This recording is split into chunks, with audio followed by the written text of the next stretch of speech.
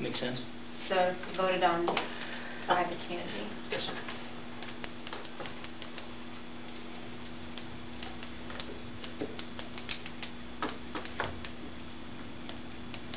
Sounds like we should do a little more work on this. I had a question, Scott, and I never thought about this, or I did notice it until tonight. Back under additional connections at the top of page 19, the last sentence of that paragraph says the maximum connections are to be determined by the engineer. Is that for just the current system that they're proposing, or? For anybody who would be utilizing the service of that lift station. It's a capacity issue with the lift station. Okay. And that would, the limit would be potentially controlled by the city because we are approving or disapproving connections, right? And, I mean, yeah, and as a practical issue, there's a lot of room for additional hookups out there. So. And on this, for the first 10 years, if they're not part of the city, what would the infiltration rule is? Because our rules wouldn't apply to them, would it? But they do, because our rules apply to customers. Okay. Okay. So our rules apply to customers, not to necessarily people with whether they're incorporated or not. Okay. Scott, you mentioned that it's going to be determined by the engineer how much capacity the lift station has. Right. Isn't that what you and I both heard about how inundated that water, or that groundwater is out there in the system? How do you consider that in the capacity of it? And there's water getting into our system, into that system, and it's not a sealed system. into the collection system or into the lift station itself? Into the lift station itself, because it'll be leaching into it, the groundwater out there. Your system isn't sealed. From what I understand, it isn't. Well, it's not up to snuff with an engineer. We don't have to take it. If it's not up to snuff with the engineer, we don't have to accept them on. But it's going to be hard for him to determine how many connections they can put on it when you have no idea how much. You can put a meter on the lift station, how much water is going into it, put a meter on how much water they're using. I guarantee you it's going to be a significant difference. Yeah. Because they got tile running all over that place out there, and that won't, all that tile won't be hooked into the system. It'll be groundwater getting into it.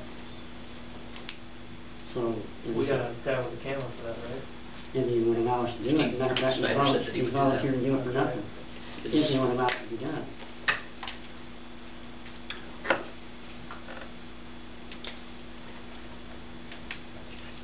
I'm sorry, Jack. The only question I have is, we're really borderline.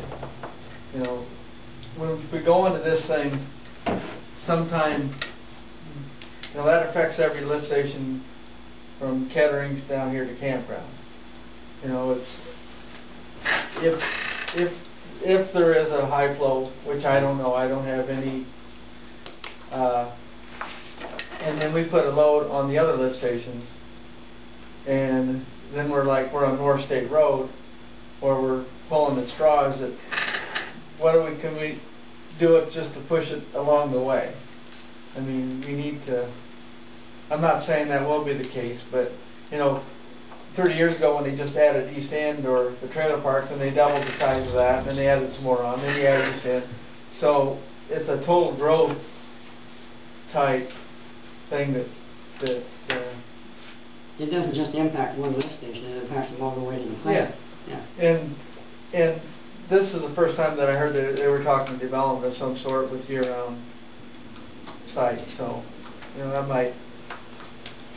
When we were first talking, it was just a campground. So now there's just more to talk about. I think the last council meeting was the first time we had heard that.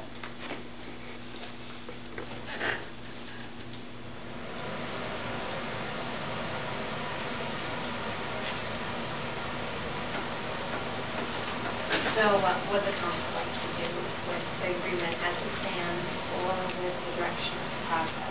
Because I kind of said, at least I said at the last meeting, that we would allow this, one more go-around. I'm kind of bring it surprised, back. I'm kind of surprised they're not here this evening and actually answering the questions themselves. But I would think we need to table it until we have a few more answers on the full council. Which was, Tim, kind of working with you on this, is that? Yeah, and it's, I think appropriate to talk through with what Tim had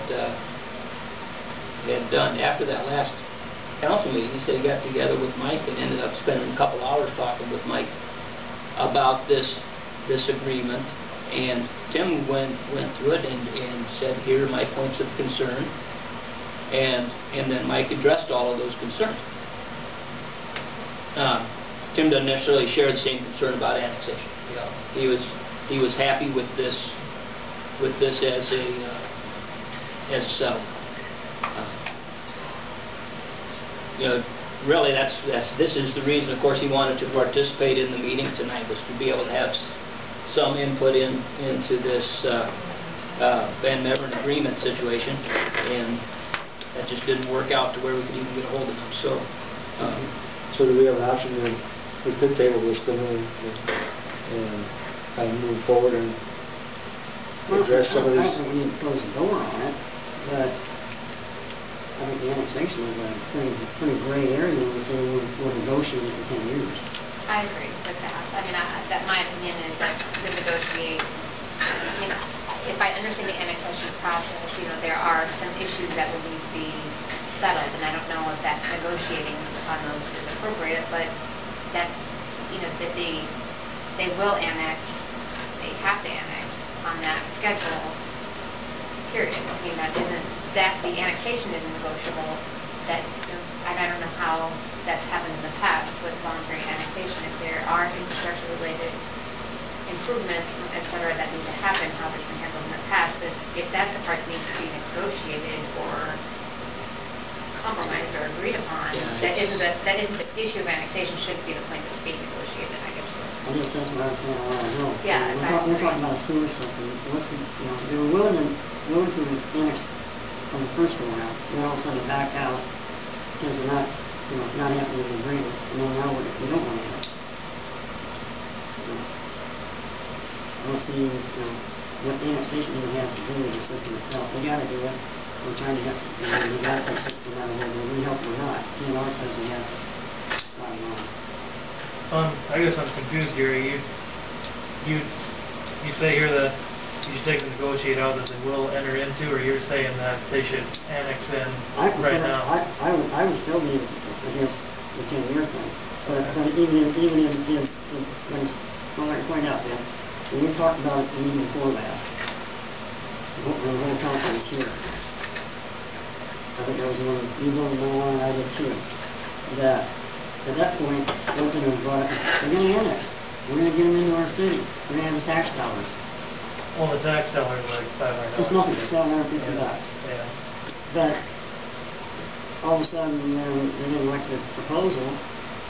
Then all of a sudden, they back out, and the council was willing to flip-flop with them. And we have an ordinance that says they have to annex. Very simple. And I personally, I was on the council before when that ordinance was made, and I know the reason behind it. And that was the reason behind it, just for this particular reason. And they want to come in after the fact that the system is in, they're going to have to be part of the city. There wasn't anything in the annexation papers that said, well, you got 10 years to do it, or 5, or whatever they want to go after. But if this stays in there, that negotiating is all it says, we'll talk about it. I mean, the council wants to flip-flop with them and accept the 10-year thing that they're proposing. This negotiating thing doesn't guarantee you anything.